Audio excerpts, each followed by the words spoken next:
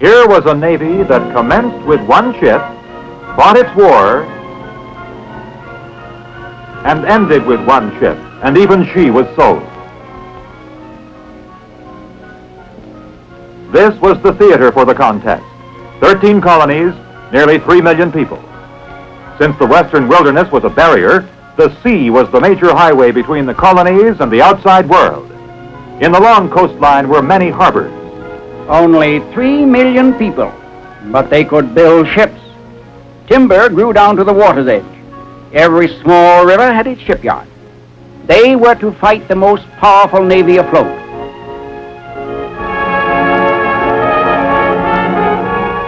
The ships of Great Britain, naval and merchant vessels, numbered in the thousands.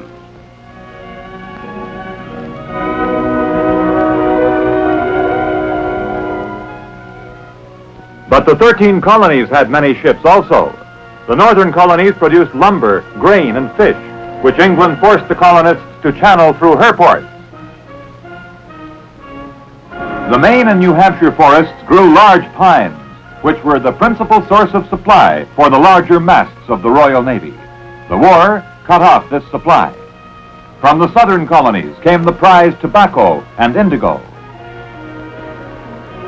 Before the war, American merchantmen made the sugar run. They swapped their lumber, fish, and grain in the West Indies for sugar and molasses, which were exchanged in England for woolens, hardware, and manufactured goods. Once at sea, any strange sail might prove an enemy. So most merchant ships of the colonies were armed with guns. Every foremost sailor had to reef, hand, and steer, and stand ready with pike or cutlass to repel boarders. So, in the year 1775, the American merchant seaman was better trained to fight at sea than the American farmer to fight on land. These were the adversaries, and these were the ships. Control of the sea helped decide the war. What spark set off the conflict? George III, after defeating the French at Quebec, found his empire greatly enlarged, but as a result of the war, he had a huge national debt. To administer this empire, protect it, and pay this debt, taxes were levied on the colonists without their consent. Accustomed to independence in most matters, the colonists objected. There followed the sugar tax, the Stamp Act, and revolt.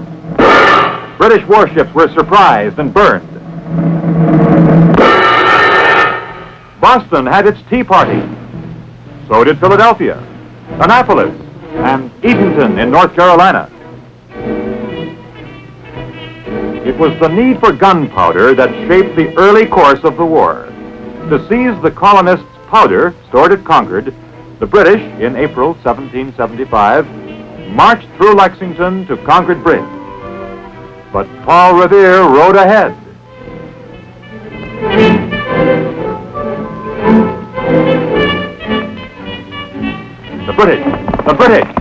The British are coming! The alarm was spread. The next morning, on Lexington Green, the gunpowder was saved. In June of 75, at Bunker Hill, the colonists ran out of powder before the British third attack. And the British captured the earthwork. Washington took command of the Continental Army at Cambridge. He was warned that the powder reserve was down to 9 rounds per man. At this, the general did not utter a word for half an hour. The American armies encircled the British, who were being supplied by sea. General Washington planned to capture those supplies, particularly the powder. On September 7, 1775, into the harbor of Gloucester sailed the schooner Hannah with a captured vessel. The Hannah, the first ship commissioned by Washington, can be called the first man-of-war of the American Navy. And then more vessels were equipped for Washington's fleet. Fishing schooners with 4 to 6 guns manned by crews out of the Army, by a sailor regiment from Marblehead. 35 prizes they captured. Captain John Manley, in the schooner Lee, took the Nancy, carrying 2,000 muskets, 30,000 round shot, over 30 tons of musket shot, several barrels of gunpowder, 100,000 flints, and a 10,000-pound brass mortar for that waiting army of Washington outside of Boston. Munitions that would have taken the colonies 18 months to manufacture. October 13th, 1775 was the birthday of the American Navy. On that day in Philadelphia, Congress authorized the purchase, equipping, and manning of vessels to capture military stores, mainly gunpowder. The Naval Committee drew plans for the Continental Navy. The sides of the merchantman Alfred were to be pierced for 24 guns.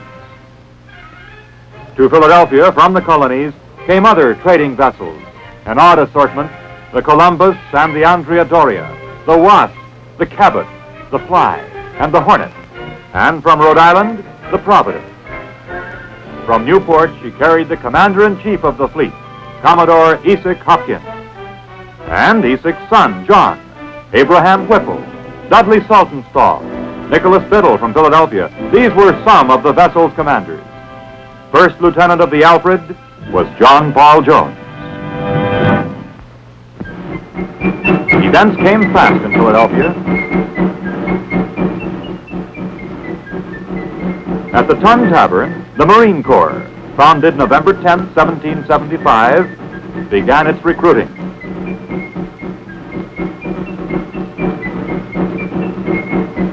And other events moved forward that same fall. 2 Americans were on their way to take Quebec, General Montgomery by way of Montreal, and Colonel Arnold through Upper Maine. Well, in Philadelphia, early in 76, Commodore Hopkins at long last got his orders to go capture British ships and get some gunpowder too. If the enemy be not too superior in the Chesapeake, there to attack him. Or if unforeseen accident disable you, follow such course as your best judgment will suggest. A British force in Chesapeake Bay was too strong to handle. A northeast gale provided the accident. Commodore Hopkins squared yards away southward. Tarnation lucky. On March 3rd at New Providence in the Bahamas, the Commodore landed some 200 Marines under Marine Captain Sam Nicholas and 50 sailors, and got him over 100 guns and a sight of military stores in the first Naval Marine amphibious action. Hopkins then hove north toward Rhode Island. His fleet fetched New London, where he delivered his supplies to General Washington, whose army had chased the British out of Boston and was marching to meet them in New York. By the eternal, we declared our independence on July 4th. But dark months were ahead. General Howe drove Washington's troops from Long Island. He defeated them again at Harlem Heights, at White Plains, at the forts on the Hudson. Support by ships of the British Navy was largely responsible for Howe's success. Washington was pushed across New Jersey into Pennsylvania, where the Delaware River protected him. From there, however, Washington struck back at Trenton and Princeton. Not all was downright bad, though. In the fighting of a war, the upshot grows out of little roots. Here was a lake navy, built and manned by the Army. On Lake Champlain were those roots. In 76, the British strategy was to split the rebellious colonies in 2. Troops could be more easily moved from Canada and New York City by water than by land. The American General Montgomery had been killed while storming Quebec, but Arnold retreated to Lake Champlain and built a fleet at Whitehall. The enemy was coming down that way. They had to be stopped on water. Could an army general build and command a fleet? A long, slim chance. But Arnold was an energetic cuss. He'd been to sea. His shipwrights he'd brought up from the seacoast towns had to work with green timber. 4 galleys with guns and swivels, the Washington, the Lee, the Trumbull, and the Congress. 3 guns each for 8 keelless, flat-bottomed gondolas. 1 sloop, the Enterprise, and 2 schooners, the Royal Savage, left on the lake the year previous by the British, and the Revenge. And out on the lake they went to make their fight. On the 11th of October in 76, near heavily wooded Valcour Island, there was a fight that helped decide the entire war. Carrying out their plan of invasion, the British came down from the north stronger than expected. Hidden behind the island, Arnold took station in a crescent line.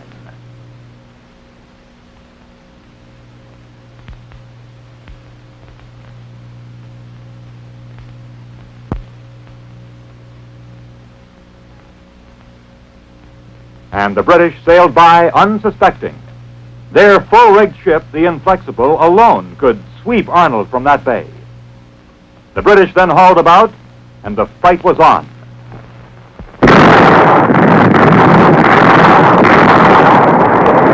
The Royal Savage went aground. The Americans tried to get her off and couldn't. The British took her, tried to get her off and couldn't. They burned her. The Americans were in trouble. The hustle of fitting out now showed up. Some of the balls did not match the gun. Crews, green crews, fumbled at their stations. Arnold, in the Congress, aimed the guns himself. The New York lost her officers. Spitfire's guns were knocked from their mounts.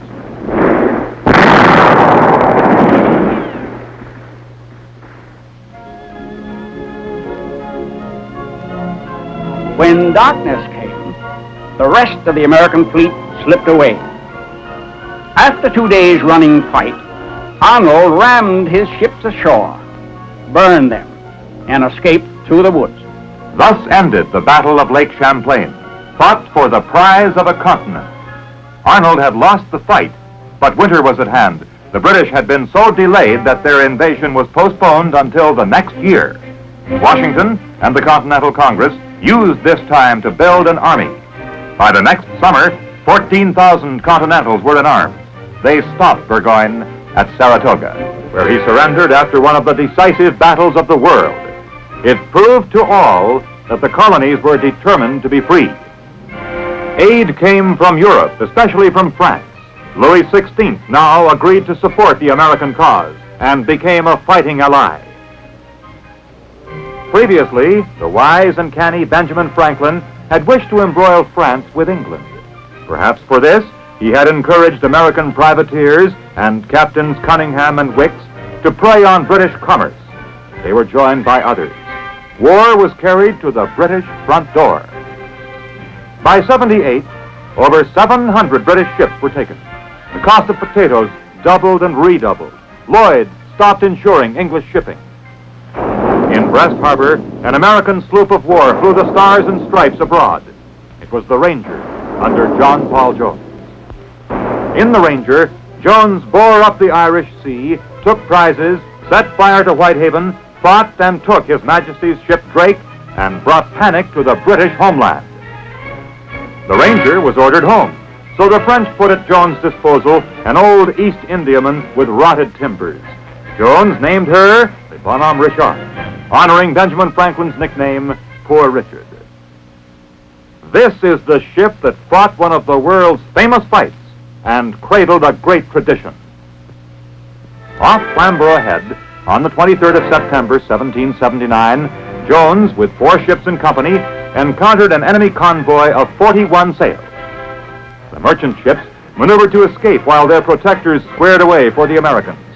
Jones brought his unwieldy Bonhomme Richard in range with the Serapis, 50 guns, a new ship of the Royal Navy, Captain Richard Pearson.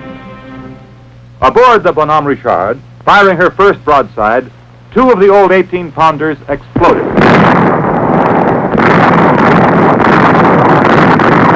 One by one, the Bonhomme Richard's guns went out as shots smashed in her rotted sides.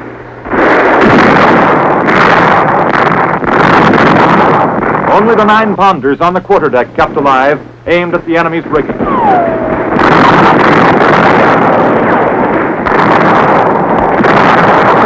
On the Bonhomme Richard, a gunner rushing to strike the colors and thus give up was blocked by Jones. From the Serapis, have you struck? Have you struck? From the Bonhomme Richard, I have not yet begun to fight.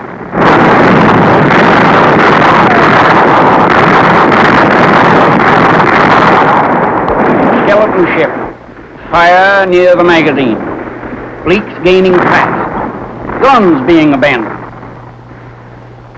Prisoners released by the master-at-arms rushed up on deck and were met by Lieutenant Dale, who sent them to the pumps. Back to the shattered main deck went the gunners. Overside went the mainmast of the Serapis. There was fight left even on the tops of the Bonhomme Richard.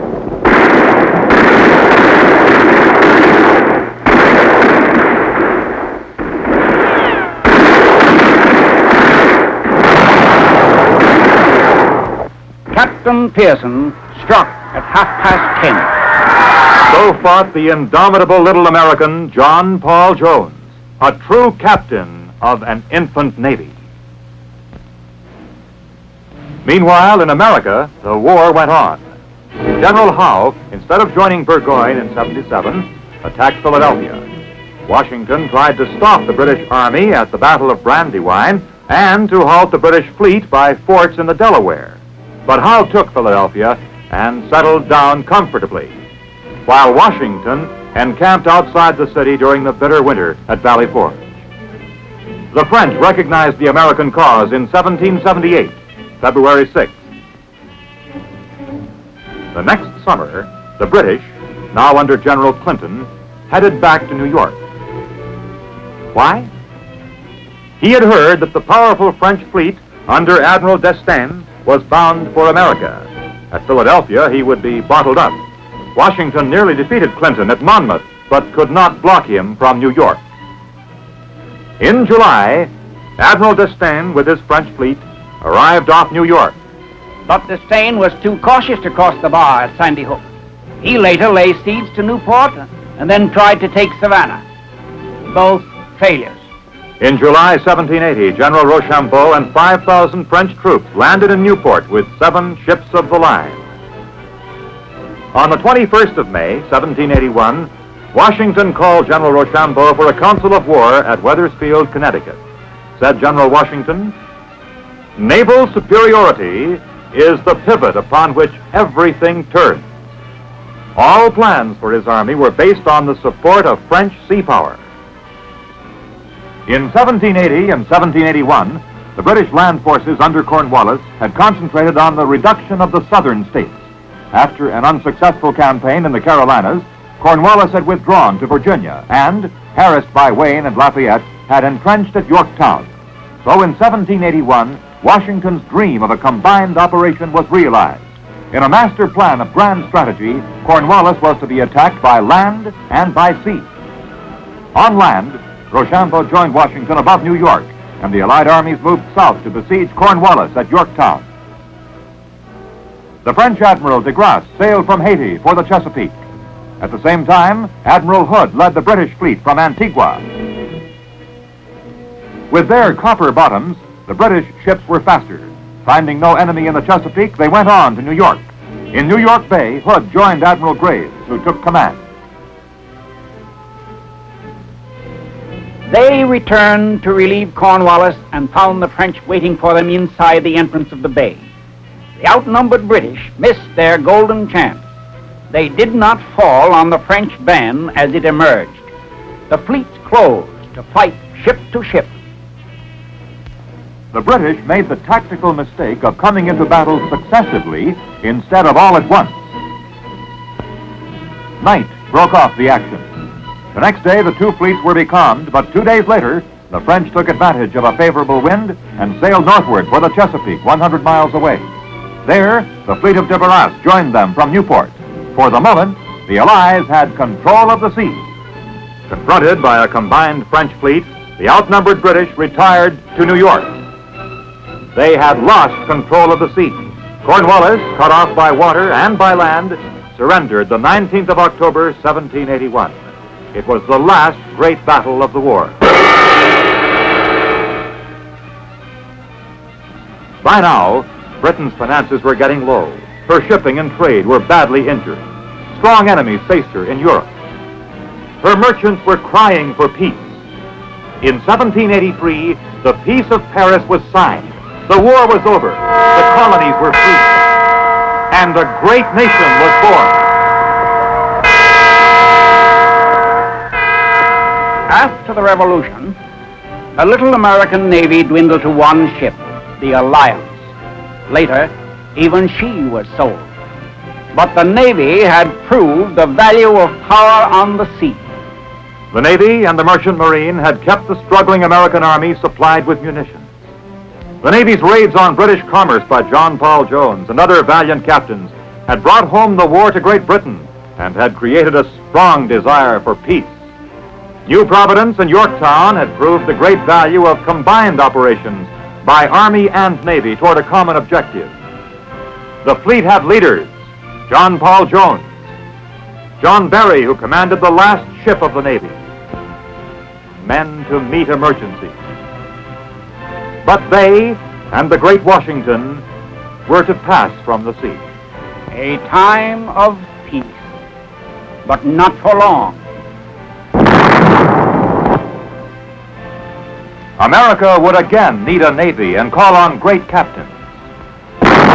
Berry, Truxton, Dale, Hull, Preble, and Decatur. America would again need to launch her fighting ships to hold her rights on the seven seas.